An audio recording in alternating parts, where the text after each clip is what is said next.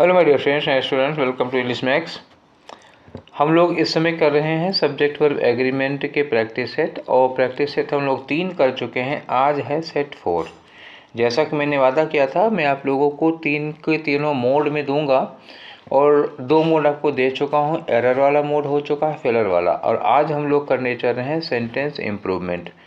अब इस sentence improvement में कई सारे एग्जाम से क्वेश्चन लिए हैं, बैंक के भी क्वेश्चन होंगे और एसएससी, एनडीए, सीडीएस सब जगह से लिया गया है। जो क्वेश्चंस बार बार रिपीट हुए हैं उनको छोड़ दिया गया है, और आज के लिए केवल 25 क्वेश्चन, क्योंकि ये कई हो चुका, सब वही सारे रूल्स रिपीट हो रहे हैं बार बार। तो 25 क्वेश्चन आज हम लोग करने चाह रहे हैं सब्जेक्ट वर्ब एग्रीमेंट के, और इसका मोड है subject verb improvement. PDF video के साथ अटैच्ड है, देख लीजिएगा, पहले सॉल्व कर लीजिए। जिन्होंने कर लिया हो वो डिस्कशन देखें, जिन्होंने नहीं किया हो वो पहले पीडीएफ सॉल्व कर लें। और इसके पहले जो रूल्स हमने पढ़ा रखे हैं, 9 लेक्चर हैं, और जिन्होंने रूल्स नहीं पढ़े हैं वो देख लीजिए, जो पहली बार देख रहे हैं। चलिए शुरू करते हैं आज का डिस्कशन हम लोग। और आपका सब्जेक्ट वर्ब एग्रीमेंट का जो पहला क्वेश्चन है वो है ये। तो देखो क्या लिखा हुआ है कि we must realize that learning from mistakes is an important part of life. ठीक है, वी मस्ट रियलाइज, यहाँ तक तो ठीक हो गई बात। एक बात हो गई है, दैट लग गया तो स्टेशन मिल जाता है। मतलब यहाँ दैट के इधर से इधर वाले सेंटेंस का दैट के इधर कोई लेना देना नहीं होगा, वो केवल टेंस में लेना देना होता है कि अगर यहाँ पास्ट है तो इधर पास्ट करना पड़ेगा, अदरवाइज और कोई लेना देना नहीं होता है। ठीक है, सब्जेक्ट वर्ब एग्रीमेंट में कोई मतलब नहीं है। अब हमारा ये आ गया दैट के इस पार हमें लेना है लर्निंग फ्रॉम मिस्टेक्स इज। ये आपको लगी इज किसके लिए लगी है? लर्निंग फ्रॉम मिस्टेक्स के लिए लगी है। तो लर्निंग फ्रॉम मिस्टेक्स में फिर वही बात आ जाएगी, एक नाउन है या जिरंड है, बीच में प्रेपोजिशन लगा है, फिर एक नाउन है, इसके बाद वर्ब लगाओगे तो किसके लिए लगेगा? पहले नाउन के लिए, अगर 2 चीज़ें प्रीपोजिशन से जुड़ी हैं तो। अब फिर देखो यहाँ पे हमें लेना है यहाँ से यहाँ तक का लर्निंग फ्रॉम मिस्टेक्स, ये हमारा सब्जेक्ट है, और ये फ्रॉम क्या है? आपका प्रीपोजिशन है। तो ये जो ये इज लगेगा किसके लिए लगेगा? लर्निंग के लिए लगेगा। और लर्निंग क्या है? जेरंड है। जेरंड के लिए क्या लगेगा? फिर सिंगुलर ही लगेगी। तो इसका मतलब इज क्या है? ठीक है, is an important part of life. ठीक है ना? तो मतलब हुआ कि ये ठीक है, इसमें कोई गड़बड़ी नहीं है। Learning from mistakes is an important part of life. अब देख लिए और गलतियां देख लेते हैं, ऑप्शन देख लेते हैं। वहाँ कोई एरर है नहीं, वैसे आपका ये ऑप्शन हो गया। ठीक, अगर आप देखना चाहो तो यहाँ देख सकते हो कि लर्निंग फ्रॉम मिस्टेक्स आर होगा नहीं, और वाज क्यों नहीं हो सकता? ये यूनिवर्सल ट्रुथ है बेटा। Learning from mistakes is an important part of life, ये क्या है? एक यूनिवर्सल ट्रुथ है, और यूनिवर्सल ट्रुथ होने के नाते ये वाज में नहीं जाएगा। अब ये वाला देख लो, इज आ, तो ये इम्पोर्टेंट लिखा है ना, तो इम्पोर्टेंट के पहले एन आना चाहिए, तो इस वजह से ये गलत हो गया। देखो इतने, has an important part of life, has लगना नहीं है, इज़ लगना था। ठीक है, तो जो ऑप्शन थे दिए हुए वो सारे के सारे ग्रामेटिकली गलत हैं, और हो सकता है केवल और केवल ई वाला। ठीक है, अब आगे बढ़ते हैं हम लोग क्वेश्चन नंबर 2 की ओर। ठीक, चलो क्वेश्चन नंबर 2 देखते हैं क्या दिया हुआ है। ये आया आपका क्वेश्चन नंबर 2। क्या है इसमें? इसमें दिया है कि the relationship we have with our clients are the cornerstone of our future. ठीक है ना? तो हम कह रहे हैं कि हमारे क्लाइंट्स के साथ, हमारा जो क्लाइंट है, हमारा जो कस्टमर है, उसके साथ हमारा जो रिलेशनशिप होता है वही हमारे फ्यूचर का, हमारे कैरियर का कॉर्नर स्टोन होता है। ठीक है, तो ये जो आर लिखा हुआ है वो किसके लिए लगा हुआ है? ठीक, कितनी चीज़ें आई हैं आर के पहले देखना है, और आपको अपना सब्जेक्ट पहचानना है। कई सारे लोग हैं यहाँ पे, एक सब्जेक्ट हो, एक हो गया द रिलेशनशिप और एक हो गया आवर क्लाइंट्स। ठीक है, तो रिलेशनशिप जो हम अपने क्लाइंट्स के साथ रखते हैं वो हमारे फ्यूचर का कॉर्नर स्टोन है। तो कौन है हमारे फ्यूचर का कॉर्नर स्टोन? हमारे क्लाइंट्स हैं या उनके साथ हमारा रिलेशनशिप? तो एक्चुअली सब्जेक्ट ये है relationship, not clients. Relationship is the subject of are. ठीक है, तो रिलेशनशिप क्या है? एक एब्स्ट्रैक्ट नाउन है और वो सिंगुलर में है। तो ये जो आर है, the are should have been is, यहाँ इज होना चाहिए था। क्लियर हो गई बात? ठीक है, तो अब ये दोनों तो कट गया, हो गया ना, ये दोनों तो कट गए। बचा क्या है? आवर क्लाइंट्स इज और ईच क्लाइंट इज, तो आप चाहे ईच क्लाइंट रखिए और चाहे आवर क्लाइंट्स रखिए। तो ईच क्लाइंट तो हम रखेंगे नहीं, क्यों नहीं रखेंगे, ये हम वी लिखे हुए हैं ना, we have with our clients, each client क्यों रखेंगे, वी की पजेसिव लगाना है ना तो आर लगाना होगा, ईच गया यहाँ से, ठीक है। अब 3 गलत हो गए और ये चूंकि यहाँ गलत था तो ये वाला भी गलत हुआ। अब आपके पास एक ऑप्शन बच रहा है आर क्लाइंट्स इज। अच्छा, अब मन में कन्फ्यूजन हो रहा होगा कि यहाँ आर इसके पहले क्लाइंट्स लिखा है। देखो बेटा, ये क्लाइंट्स लिखा भले है लेकिन ये सब्जेक्ट नहीं है, इसका सब्जेक्ट है रिलेशनशिप। बात समझ में आ गई, ठीक है। अब आ जाते हैं अपने क्वेश्चन नंबर 3 पर, ठीक। क्वेश्चन नंबर 3 क्या कह रहा है, देखो, एनवायरमेंटलिस्ट्स हैज़ प्ले लिटिल हीड। अब एनवायरमेंटलिस्ट्स में देखो यहाँ पे क्या लिखा है, एस लगा हुआ है, ये प्लूरल है, और ये हैज़ लगा हुआ है सिंगुलर में, ठीक है ना। तो यहाँ क्या होगा, हैज पे, एक तो ये पे भी लगा दिया फर्स्ट फॉर्म में, ये भी गलत हुई, ठीक है। लिटिल हीड का मतलब बहुत कम ध्यान देना, to the softer aspects of the movement of which the need to change our culture is one of the most important, ठीक, ये बात है। तो एनवायरमेंटलिस्ट्स ने बहुत कम ध्यान दिया है, बहुत कम ध्यान दिया है इस ओर। अब हमारा सब्जेक्ट जो है वो क्या है, प्लूरल सब्जेक्ट है, तो हमें प्लूरल वर्ब चाहिए। सबसे पहले क्या चाहिए, प्लूरल वर्ब चाहिए। तो पहले ये इज कटा, ये हैज कटा, ठीक, 2 कट गए। अब बचा हमारे पास आर पेइंग लिटिल हीडिंग और हैव पेड लिटिल हीड, तो ये हीडिंग होता नहीं है, तो हमारे 3 कट गए और ये ऑलरेडी गलत हो चुका है। तो हमारे पास ऑप्शन कौन बच रहा है, D, have paid little heed. समझ में आ गया, आगे बढ़िए। ये रहा हमारा क्वेश्चन नंबर 4। इसमें क्या कर रहे हैं कि the soldiers deployed in the town, deploy मतलब जब सैनिकों को कहीं नियुक्त किया जाता है तो डिप्लॉय कहते हैं। The soldiers deployed in the town were instructed to exercising restraint and handle the situation peacefully। अब बताओ, तो इन्होंने कहा soldiers deployed in the town were instructed, तो ठीक है, किसके लिए लगा है ये वर, अब आप पता लगाओ। ये जो वर लगा हुआ है किसके लिए लगा है, टाउन के लिए तो लगा नहीं, किसके लिए लगा है, इन सोल्जर्स के लिए लगा हुआ है। तो सोल्जर्स के लिए वर लगा, इंस्ट्रक्टेड, ये भी ठीक है। अब टू लगा, टू के साथ ये वर्ब की आईएनजी फॉर्म नहीं आनी चाहिए थी, वर्ब की फर्स्ट फॉर्म आनी चाहिए थी, इंस्ट्रक्टेड टू एक्सरसाइज, ठीक। अब restaurant and handle in situation, ये तो ठीक है, वो सही रहेगा। जो ये आपका ग्रीन ग्रीन लिखा हुआ है वही आपको ठीक करना है। तो वर इंस्ट्रक्टेड, वर लगेगा क्योंकि सोल्जर्स के लिए लगा हुआ है, तो अब काटना शुरू करिए, ये वाज दोनों कट गए, ठीक है, और नो करेक्शन होगा नहीं। वर इंस्ट्रक्टेड, अब वर इंस्ट्रक्टेड यहाँ भी दिया है, वर इंस्ट्रक्टेड यहाँ भी दिया है। अब यहाँ लिखा है फॉर एक्सरसाइज, तो फॉर लगाओगे तो आईएनजी फॉर्म लग जाएगी, ये गलत हो गया। टू के साथ ये फर्स्ट फॉर्म लगी हुई है, यही आपका ऑप्शन सी वाला सही होगा, ठीक हो गई बात। अब आ जाओ क्वेश्चन नंबर 5 पे। क्वेश्चन नंबर 5, अब आप सोच रहे होंगे क्या जल्दी जल्दी करा रहे हैं, तो जल्दी जल्दी तो कराएंगे ही आज, क्योंकि अब हमें उतना ज़्यादा समझाना रह नहीं गया है ना, आप लोग समझ गए हैं। और ये रहा हमारा क्वेश्चन नंबर 5, क्या कह रहे हैं कि success according to many people. अब अकॉर्डिंग टू मेनी पीपल को गोली मारो, ये बीच में आया है ज़बरदस्ती। सक्सेस, ये आर किसके लिए लगा हुआ है, सक्सेस के लिए लगा हुआ है। सक्सेस जो है एब्स्ट्रैक्ट नाउन है, सिंगुलर है, इसके साथ आर नहीं लगेगा, इस लगेगा। अब देखो इस लगता है या कुछ और लगता है। Success according to many people are making more and more money, ठीक है। अब सेंटेंस ये है कि कुछ लोगों का ऐसा कहना है, अकॉर्डिंग टू मेनी पीपल, बहुत से लोगों का ऐसा ये मानना है कि success are making more and more money, जो सफलता है वो मतलब और मनी मतलब धनी बना रही है आपको, ठीक है। तो आर लगेगा कि नहीं लगेगा, सक्सेस तो लगे नहीं क्योंकि यहाँ पे हमें सिंगुलर लगाना है। तो देखो success is making more and more money, success is made more and more money, passive नहीं लगेगा। आर मेड लगेगा नहीं, आर लगाना नहीं है, हैव लगाना नहीं है।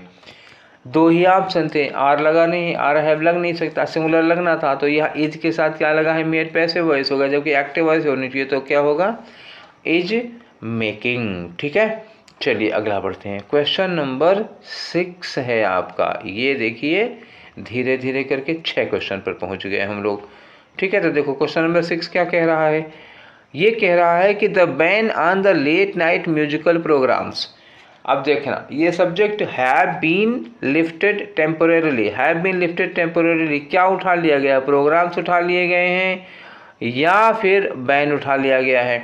तो लेट नाइट म्यूजिकल प्रोग्राम्स पर जो बैन लगा था वो बैन हटा लिया गया है। तो ये बैन क्या है, सिंगुलर है, तो मतलब हैव की जगह क्या होना चाहिए था, हैज़ होना चाहिए था। ऑप्शन काटो, 1 2 कट गया। अब यहाँ आ जाओ, 2 बच रहा है, has been lifted, had been lifting. तो हैड के साथ लिफ्टिंग नहीं लगता, आईएनजी फॉर्म नहीं लगती, तो ये भी कट गया और ये गलत था ही, तो ये भी गलत हो गया। बचा आपके पास ऑप्शन डी और यही वाला करेक्ट होगा। ठीक है, अब आ जाओ क्वेश्चन नंबर 7 की ओर। ठीक, समझ में तो आ ही रहा होगा। आ गए, ये रहा आपका क्वेश्चन नंबर 7। क्या कह रहे हैं कि while the war of generals, general क्या होता है, ये सेना नायकों के लिए लगा हुआ है। रेज ऑन का मतलब बहुत तेजी से बढ़ता जा रहा है, बढ़ता जा रहा है। Somewhere in a small town of India, wonderful things are happening quietly and minus fanfare। ठीक है, चलिए अब कह रहे हैं हमें और आगे सेंटेंस से लेना देना नहीं है, हमारी वर्ब जो ग्रीन की गई है हमें केवल उसी से मतलब है। ये रेज लगा हुआ है, रेज किसके लिए लगा है, जनरल्स के लिए लगा हुआ है या वार के लिए लगा हुआ है। ठीक है ना, वार ऑफ जनरल, तो देखो ऑफ लगा ना, तो ये रेस किसके लिए लगा, वार के लिए। और वार क्या है, वार सिंगुलर में लिखा हुआ है। अब ये सिंगुलर में लिखा है तो हमें वर्ब क्या चाहिए, सिंगुलर चाहिए। सिंगुलर का मतलब हमें वर्ब में क्या लगाना पड़ेगा, एस लगाना पड़ेगा। तो अब यहाँ रेज लिखा है, यहाँ भी रेज लिखा है, तो ये तो होगा नहीं, ये तो कट गया। रेजिंग भी नहीं होगा, रेजेस जो वर्ब में एस लगा है यही होगा। रेज्ड पास्ट में होगा, ये भी नहीं होगा। ठीक है ना, क्यों नहीं होगा, क्योंकि देखो यहाँ सब जगह आर हैपनिंग वगैरह लिखा है ना, तो प्रेजेंट में, सेंटेंस प्रेजेंट में है, इसलिए इसको पास्ट में नहीं ले जा सकते। हमारा ऑप्शन क्या होगा, रेजेस होगा। ठीक है, अब आगे बढ़ते हैं क्वेश्चन नंबर 8 की ओर। अब देखो ये 8 क्या कह रहा है, क्या कॉम्प्लिकेशन इसमें है। देखो अब कोई कॉम्प्लिकेशन मिलना वाला नहीं है, आप लोगों को जो मिलना था मिल चुका, और अब तो आपको फ्रिक्वेंटली करते जाना है बस, कहीं कोई कॉम्प्लिकेशन मिलेगा तो देखा जाएगा। ठीक है, अगला क्वेश्चन है आपका, the standard of English in schools. कितनी चीज़ें आ गई, स्टैंडर्ड आ गया, इंग्लिश आ गया, स्कूल्स आ गया। अब आगे देखिए वर्ब किसके लिए लिखिए, आर हाईली अनइवन, बहुत ज़्यादा अनइवन है, मतलब क्या हुआ, डिसबैलेंस है, एक जैसा नहीं है। तो क्या चीज़ बताओ, क्या चीज़ बहुत ज़्यादा अनइवन है, स्कूल्स अनइवन है, नहीं। इंग्लिश अनइवन है, नहीं। इंग्लिश का स्टैंडर्ड अनइवन है, यस। तो ये है हमारा सब्जेक्ट। तो स्टैंडर्ड क्या हो गया, सिंगुलर सब्जेक्ट हो गया, इसलिए आर की जगह पर क्या लगा लो, इज लगा लो। तो आपका ये और ये 2 कटे। अब बचा 2, is highly uneven, is highly unevenly. तो हाईली लगा है, अनइवनली नहीं होगा, ये गलत है, तो क्या होगा, सी। ठीक है, अब आ जाओ क्वेश्चन नंबर 9। क्या है जी 9 में, 9 कह रहा है, the children and their specific problems needs to be identified. The children and their specific problems needs to be identified. अब देखो क्या क्या, अब ये वर्ब आपकी क्या लगी है, वर्ब लगी है आपकी नीड्स। ठीक है, वर्ब क्या लगी है, नीड्स लगी है। इसका सब्जेक्ट क्या है, द चिल्ड्रन और देयर स्पेसिफिक प्रॉब्लम्स, एंड से जुड़ा हुआ है, तो दोनों क्या हो गए, प्लस, प्लूरल हो गए। प्लूरल हो गए तो अब फिर क्या होगा, नीड्स में एस हटाना पड़ेगा, ये गलत हो गया। तो क्या हो गया, प्रॉब्लम्स के साथ, प्रॉब्लम्स तो ठीक है, प्रॉब्लम्स में कोई गलती नहीं है, तो प्रॉब्लम्स नीड टू बी, सबसे पहले मैं नीड देखना होगा, ये नीड है, ये नीडेड है, गलत है। हैज़ बीन नहीं होगा, नीड होगा, और नीड यहाँ पर दिया हुआ है। ठीक, तो अब देखो क्या होगा, प्रॉब्लम यहाँ लिखा है नीड के साथ प्रॉब्लम। अब बच्चे हैं ना, तो उनके सारी ढेर सारे प्रॉब्लम्स हो गए, तो प्रॉब्लम्स होना चाहिए था, इसलिए ये गलत हो गया। तो ए गलत, बी गलत, सी गलत। अब बच क्या रहा है, केवल आपका डी बच रहा है, वरना नो इम्प्रूवमेंट, ये तो ऑलरेडी गलत हो ही चुका है। तो आपका आंसर कौन सा हुआ इसमें, डी हुआ। ठीक है, अब आते हैं हम धीरे से क्वेश्चन नंबर 10 पे। ठीक, क्वेश्चन नंबर 10 क्या है हमारा, ये देख लो। ठीक, आ गए 10 पे भैया। देखो क्या करें 10 में, the complex nature of the modern industrial civilization. जो मॉडर्न इंडस्ट्रियल सिविलाइजेशन है उसका complex nature, explosion of knowledge have made the education process very complicated. किसने किया है, have made the education process very complicated. ये हैव मेड किसके लिए लगा है, किसने बनाया इसको बहुत ज़्यादा कॉम्प्लिकेटेड। हैव मेड ये किसने बनाया है। अब इसने देखो इंडस्ट्रियल सिविलाइजेशन और एक्सप्लोजन ऑफ नॉलेज ने बनाया है या फिर इनका कॉम्प्लेक्स नेचर। देखो यहाँ ऑफ लगा हुआ है, मैंने पहले भी कहा था ऑफ लगा। देखो एक वर्ड लगा यहाँ पे, एक नाउन है, फिर ऑफ लगा हुआ है, फिर एक नाउन है, फिर एंड लगा के फिर नाउन दिया हुआ है। तो पहले तो हम ले लेते हैं, इसको मान लेते हैं कि ये सब्जेक्ट हो, नाउन एंड नाउन ये सब्जेक्ट हो जाएगा, लेकिन इनके बीच में क्या लगा है, ऑफ। तो इसका मतलब वर्ब का इफेक्ट किससे है, ये इनके लिए लगेगा, पहला नाउन। तो पहला नाउन क्या है इसमें, पहला नाउन है कॉम्प्लेक्स नेचर। तो कॉम्प्लेक्स नेचर ये तो सिंगुलर, ये तो प्लूरल है नहीं, तो कॉम्प्लेक्स नेचर सिंगुलर हुआ, इसके लिए सिंगुलर वर्ब लगेगी। फिर हैव गलत है, तो हैव में ये तीन के तीनों हैव कट गए। अब क्या बचा आपका, has made the education process very complicated. ठीक, समझ में आ गया। अब आओ क्वेश्चन नंबर 11 पर। 11 में क्या कह रहे हैं, देखो 11 है कि the chief minister as well as his advisers. अब एज वेल एज लगा, यहाँ क्या लगा, एज वेल एज लगा। तो जब एज वेल एज से हम दो सब्जेक्ट को जोड़ते हैं तो वर्ब हमेशा किसको देख के लगती है, पहले वाले को देख के लगती है। ये कई बार बता चुके हैं। तो अब यहाँ क्या लगाना चाहिए, हैव नहीं होगा, हैज़ होगा। तो प्लूरल वर्ब नहीं होगी। तो ये देखो ये प्लूरल हैं, कट गए। ये हैव था, ये हैव था, ये आर था, इतने कटे। हमको सिंगुलर वर्ब चाहिए तो क्या हो गई, ये हो गई हैज़। ठीक है ना, बस ऐसे ही थी। अब बड़े आराम से कटता चला जाता है, आप घबराएं ना बस। ये आया क्वेश्चन नंबर 12। क्वेश्चन नंबर 12 कह रहा है कि neither any of the members of the society nor the chairman. अच्छा, याद है आप लोगों को वो रूल जिसमें मैंने बताया था कि जब दो सब्जेक्ट नाइदर नार से जोड़े जाते हैं, देखो इसका आर भूल गए, नाइदर नार से जोड़े जाते हैं और बाद में वर्ब लगानी है, तो वर्ब किसके लिए लगेगा, जो नियरेस्ट होगा। देखो ये निशान गलत लग गया, जो नियरेस्ट होता है उसके अकॉर्डिंग लगती है। तो नाइदर के बाद पहला सब्जेक्ट होगा, नार के बाद दूसरा सब्जेक्ट होगा, तो वर्ब किसके, नियरेस्ट, ये जो दूसरा वाला सब्जेक्ट है नार के बाद वाला, उसके लिए लग जाएगी। अब देखो कि कहाँ है, कौन है, ये लगा आपका नाइदर, नाइदर के बाद ये लगा आपका पहला सब्जेक्ट S1 हो गया, ये लगा नार आपका, नार के बाद क्या लगा, चेयरमैन दूसरा सब्जेक्ट हो गया, यानी कि वर्ब किसके लिए लगेगी, चेयरमैन के लिए लगेगी। और चेयरमैन के लिए हमें क्या लगानी है, सिंगुलर। तो ये देखो ए में लिखा है वर गलत हो गया, सी में हैव लगा है, डी में हैव लगा है, एक बच रहा है वाद, यही एक सिंगुलर लगा, तो लगाओ उसी को, बी वाला होगा। ठीक है, अब आ जाओ क्वेश्चन नंबर 13। अब 13 क्या कह रहा है जी, 13 देखो यहाँ लिखा है कि she was inform that every one of them, every one of them subject कौन है, एवरी वन। एवरी वन के लिए आर नहीं लगाओगे, क्या लगाओगे, इस लगाओगे। ठीक, सिंगुलर लगेगा। तो यहाँ वर लगा, यहाँ आर लगा, दो कट गए। अब बचा आपका इज और वाज। ठीक है, तो अब देखो इज अवेयर इन, अवेयर के बाद इन नहीं लगता, अवेयर के बाद क्या लगता है, ऑफ लगता है, तो वाज अवेयर ऑफ होगा। ठीक है, समझ में आ गई बात। ठीक, तो कहीं वर्ब से, कहीं प्रीपोजिशन से, कहीं कुछ से, मतलब कहीं ना कहीं से कोई ना कोई रिलेशन लगा करके आप बाकी आंसर को एलिमिनेट करिए। आइए क्वेश्चन नंबर 14 देखते हैं। क्वेश्चन नंबर 14 क्या कह रहा है कि द मेजॉरिटी ऑफ इन्वेस्टर्स, ठीक, इन्वेस्टर्स मतलब जो पैसा लगाते हैं कहीं पे किसी इंटरप्राइज में, the majority of investors attending the conference. ठीक है, तो इस कॉन्फ्रेंस को जो इन्वेस्टर्स अटेंड कर रहे थे उनमें से मेजॉरिटी, तो आपको याद होगा मैंने एक चीज़ बोली थी कि मेजॉरिटी या माइनॉरिटी। ठीक है, आपको वो रूल याद आ रहा है, मेजॉरिटी या माइनॉरिटी केवल इतना ही लिखा होता है तो वर्ब कैसी लगती है, सिंगुलर लगती है। ठीक, कैसी, सिंगुलर वर्ब लगती है अगर केवल मेजॉरिटी या माइनॉरिटी लिखा हुआ है तो लेकिन अगर मेजॉरिटी या माइनॉरिटी के साथ ऑफ लगा हो, ऑफ लगा हो और ऑफ के बाद प्लूरल नाउन लगा हो, तब वर्ब कैसी होगी, प्लूरल होगी। तो यहाँ क्या लिखा है, मेजॉरिटी ऑफ इन्वेस्टर्स। ठीक, तो मेजॉरिटी ऑफ इन्वेस्टर्स लगा है, तो इसका मतलब ये जो इज है वो क्या हो जाएगी, आर हो जाएगी। क्लियर, ठीक है।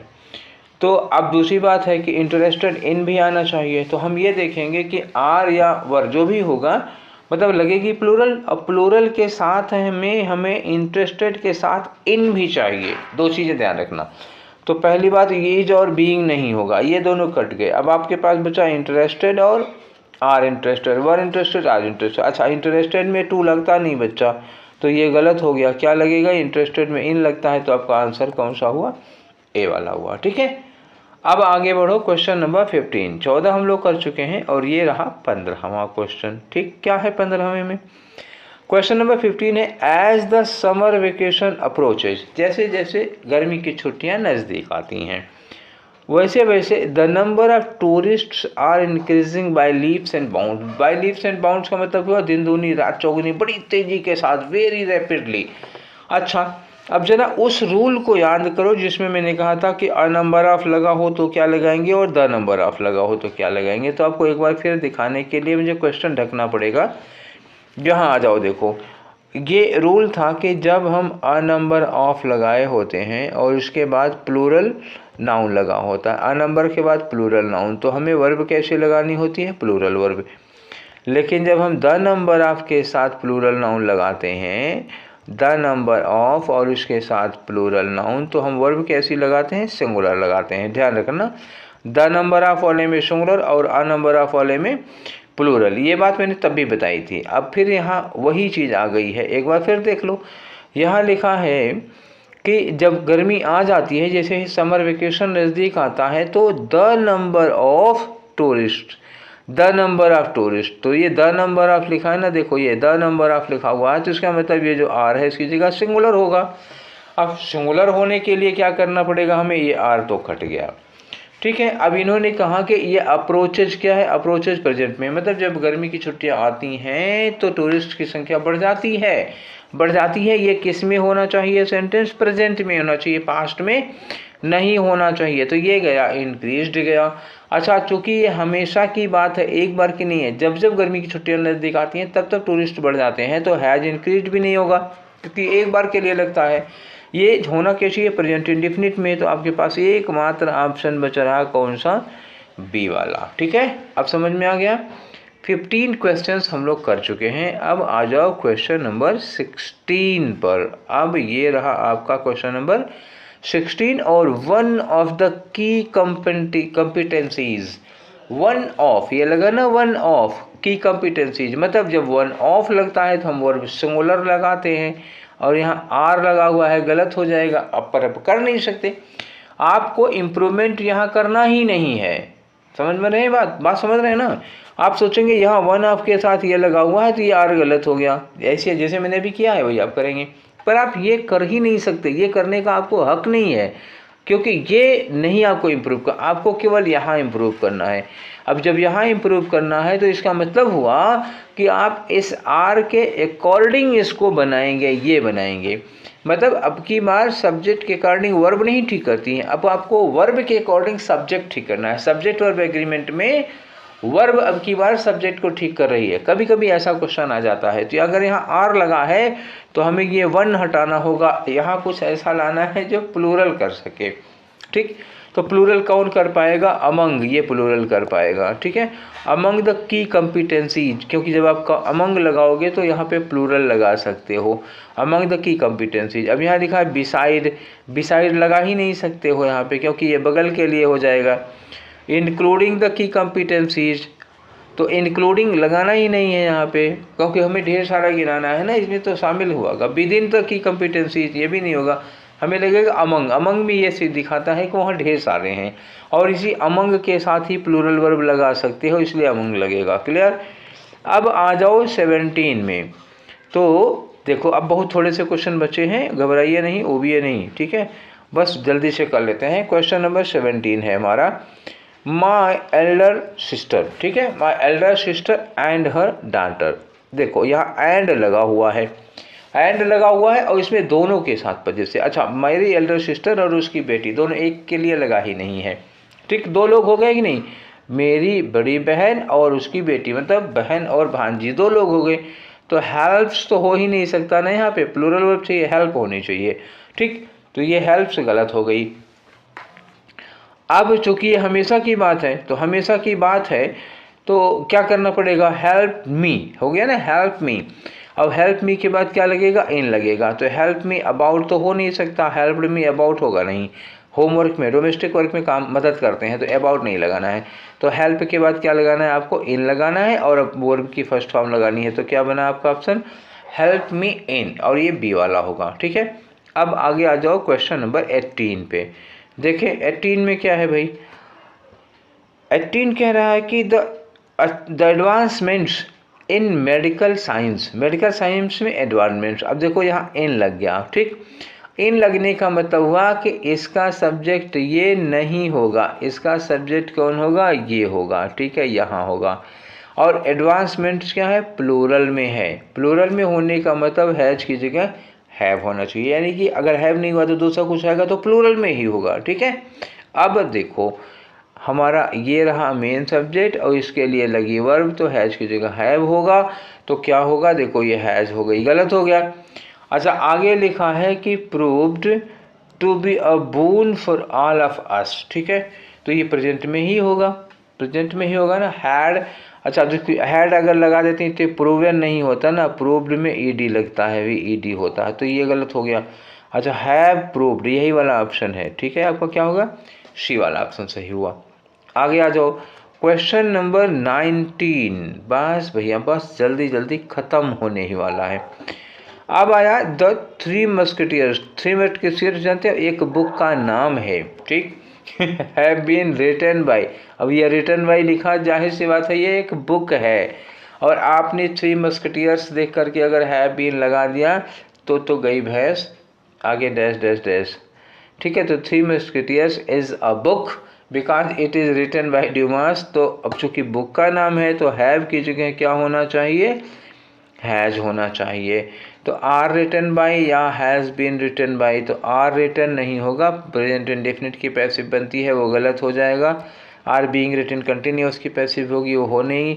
अब ये हो गया क्या, प्रेजेंट परफेक्ट की passive voice has been written by, ये करेक्ट होगा। ठीक है, अब आ जाओ 20।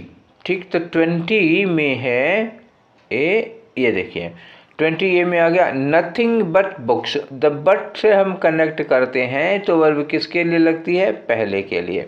ठीक, नन बट नथिंग, बट अगर ये लगा होता है तो हम किसके लिए वर्ब लगाते हैं, नथिंग के लिए लगाते हैं, बुक्स एंड मैगजीन्स के लिए नहीं लगाएंगे। आपको कन्फ्यूजन हो सकता है, you may be confused, but लगा हुआ है, यहाँ बुक्स एंड मैगजीन्स लिखा है, तो बुक्स एंड मैगजीन्स के लिए आप सोचेंगे कि ये लगा दें, नहीं, किसके लिए लगाना है, नथिंग के लिए लगाना है। तो देख लेते हैं, नथिंग सिंगुलर है, प्लीजेज क्या है, प्लीजेज भी सिंगुलर है, तो ठीक तो है, इसमें तो इम्प्रूवमेंट की कोई ज़रूरत ही नहीं है।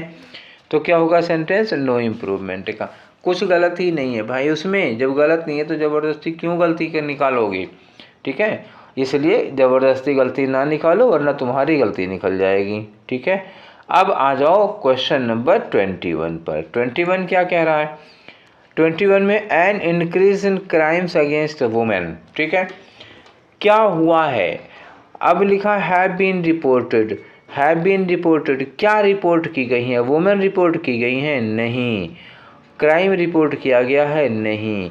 क्राइम में इंक्रीज रिपोर्ट की गई है, मतलब वुमेन के खिलाफ जो क्राइम होती है वो बढ़ गया है। तो N increase in crime against women, देखो कितने प्रीपोजिशन लगे हैं, हमें उस हिसाब से वर्ब सब्जेक्ट होना। अगेंस्ट यहाँ लगा और इन यहाँ लगा, तो ये 3 वर्ड हैं, 1 2 3 वर्ड हैं जो कि 2 प्रीपोजिशन से कनेक्टेड है। इसका मतलब प्रीपोजिशन से कनेक्टेड है तो हम सबसे पहले चले जाएंगे एन इंक्रीज, और एन इंक्रीज के लिए वर्ब सिंगुलर लगेगी, हैव नहीं हो सकती है, तो ये आर तो गया। ठीक है ना। अच्छा, अब हैड और हैव की बात आई तो यहाँ देखो रिसेंटली लिखा हुआ है, रिसेंटली क्या करेगा, वो प्रेजेंट में ला देगा, तो हैड नहीं हो सकता। रिसेंटली लगा होगा, प्रेजेंट परफेक्ट लगाओगे तो फिर केवल बचा आपके पास हैज़। ठीक है, अब आ जाओ क्वेश्चन नंबर 22 में। ठीक, क्या है 22, none of the guests. None of में सब्जेक्ट कौन बनेगा, नन बनेगा। अब ये लिखा है वर, तो नन के लिए जब हम लगाएंगे तो वर नहीं लगेगा, यहाँ पे क्या होगा, वाज होगा, सिंगुलर होगा। सिंगुलर होगा तो न आर होगा और न हैव होगा, फिर क्या होगा, वाज होगा। देखा, बच गया तबला। अब आ जाओ क्वेश्चन नंबर 23 में। कितने आसान आसान क्वेश्चन हैं। ईच ऑफ आर स्टूडेंट्स, अब देखो ये स्टूडेंट्स प्लूरल में है, ठीक है, लेकिन इसके पहले ईच लगा हुआ, ईच ऑफ आर स्टूडेंट्स, तो पे नहीं होगा, पेज होगा, जाहिर सी बात है। और ये देयर भी नहीं होगा, दो जगह होगी मिस्टेक, ध्यान रखिएगा। तो पे की जगह पर क्या होगा, पेज होगा, सिंगुलर ये होगा, और देयर की जगह पर क्या होगा, हिज होगा, क्योंकि ईच ऑफ लगने से अगर वर्ब सिंगुलर होती है तो प्रोनाउन भी सिंगुलर ही हो जाता है। तो पेज और हिज, तो पहली बात तो ये देयर दोनों कटे, देयर दोनों कटे तो सीधी सी बात हिज एक ही में दिया हुआ तो यही लगेगा, और यहाँ पेज भी लिखा हुआ है, ठीक, मतलब पूरी तरह से यही वाला बी वाला ठीक निकला। अब आ जाओ क्वेश्चन नंबर 24। तो 24 में क्या है जी, जरा देखते हैं इनको भी। ये रहे, there is much demand for fuel as the number of vehicles are increasing day by day. फिर आया द नंबर ऑफ व्हीकल्स, ठीक, जब द नंबर आता है तो हम वर्ब सिंगुलर लगाते हैं और आर की जगह इज हो जाएगा, ठीक है। तो हैव होगा नहीं, आर होगा नहीं, क्या बनेगा अब, इंक्रीजिंग, ठीक है। अब रहा आज का आखिरी क्वेश्चन और सब्जेक्ट वर्ब एग्रीमेंट के टॉपिक का आखिरी क्वेश्चन, क्योंकि ये आपका तीसरा मोड है। एरर फिलर हो चुके हैं, अब इम्प्रूवमेंट करा दिए हैं, तो करीब हमको लग रहा है कि आपने कुल 70-80 क्वेश्चन तो कर भी लिए होंगे, ठीक है। इतने क्वेश्चन काफ़ी हैं, हर तरह के क्वेश्चन मैंने ढूंढ के आपको दिए थे। तो सब्जेक्ट वर्ब एग्रीमेंट पे फिर कभी अब जब मिक्स वर्ब पढ़ाएंगे, मतलब जब कभी हम प्रैक्टिस करवाएंगे मिक्स्ड वर्ब की, पूरा वर्ब का टॉपिक हो जाएगा, तो करीब 100-150 क्वेश्चन बनाएंगे वर्ब के, जिसमें सब मिक्स होगा, मतलब ना तो एक तरफ से सब्जेक्ट वर्ब एग्रीमेंट होगा और ना ही उसमें टेंस का एक तरफ से होगा।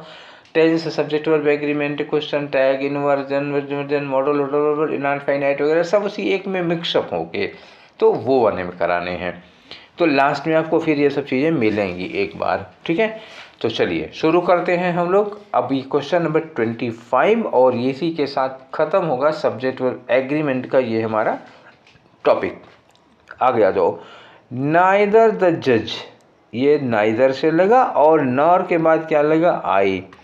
तो एकदम जाहिर सी बात है, याद करो अभी थोड़ी देर पहले तो मैंने बताया था कि जब नाइदर नॉर से जुड़ा होता है तो वर्ब अपने नियरेस्ट सब्जेक्ट के अकॉर्डिंग लगेगी। नियरेस्ट सब्जेक्ट है आई, आई के साथ एम लगेगा, तो एकदम से ठीक है, ठीक है। हाँ, लेकिन यहाँ देखना, I am ready to announce who is the winner. अब चूंकि हु इज़ द विनर गलत हो जाएगा ना, हु के बाद यहाँ इज़ नहीं लगेगा, हु द विनर इज़ लगेगा, क्योंकि सेंटेंस असर्टिव है, इंटरोगेटिव नहीं है। इंटरोगेटिव होता तो होता हु इज़ द विनर, अगर इंटरोगेटिव नहीं है, इनडायरेक्ट क्वेश्चन है, announce who the winner is होगा, ठीक है, इज आपको बाद में ले जाना होगा। दूसरी बात है कि ये वाज तो होगा नहीं, इज है, यहाँ एम लगा हुआ है, ठीक है। तो एक बात ये हो गई, और ये इज यहाँ नहीं होगा, ये बाद में होना चाहिए था, तो दो हमारे तो ऑलरेडी गलत हो गए। अब दूसरी बात, यहाँ आई के साथ में क्या लगाना था, एम लगाना था, तो आर गलत हो गया, तो ये ऑप्शन बचा हुआ है आपका एक, केवल 25 में ए होगा, ठीक है। तो इस प्रकार हम लोगों ने अभी तक क्या कर लिया, अभी तक हम लोगों ने वर्ब फॉर्म के सारे क्वेश्चंस, वर्ब फॉर्म के रूल्स और प्रैक्टिस सेट भी हो चुका, और सब्जेक्ट वर्ब एग्रीमेंट के रूल्स और प्रैक्टिस सेट हो चुके, ठीक है। 2 टॉपिक वर्ब का ऑलरेडी एकदम से ख़त्म हो चुका है। तो अब अगली बार जो हमारा टॉपिक होगा वो क्या होगा, टेंस का। टेंस में सबसे पहले क्या होंगे, सबसे पहले क्लास लेक्चर होंगे, आप लोगों को दिए जाएंगे, जो भी 2 दिन 3 दिन 4 दिन 5 दिन लेता है लेगा, और उसके बाद फिर इसकी प्रैक्टिस सेट होगी, और प्रैक्टिस सेट के फिर 3 के तीनों मोड होंगे। और कौन से मोड होंगे, एरर का, फेलर का और इम्प्रूवमेंट का। तीनों मोड में प्रैक्टिस कराने के बाद फिर हम वर्ब के किसी और टॉपिक पे चलेंगे। तो वर्ब पूरी तरह से ख़त्म करने के बाद ही कोई अगला टॉपिक पढ़ेंगे। हाँ, इस बीच में वोकैब का सेगमेंट शुरू हो सकता है बीच बीच में, क्योंकि मुझे लग रहा है कि आप लोग लगातार वर्ब पढ़ते पढ़ते ऊब ना जाएं। तो जब मुझे लगेगा तो मैं इस सेगमेंट को 1 आध 2 दिन के लिए चेंज करूँगा, ठीक है।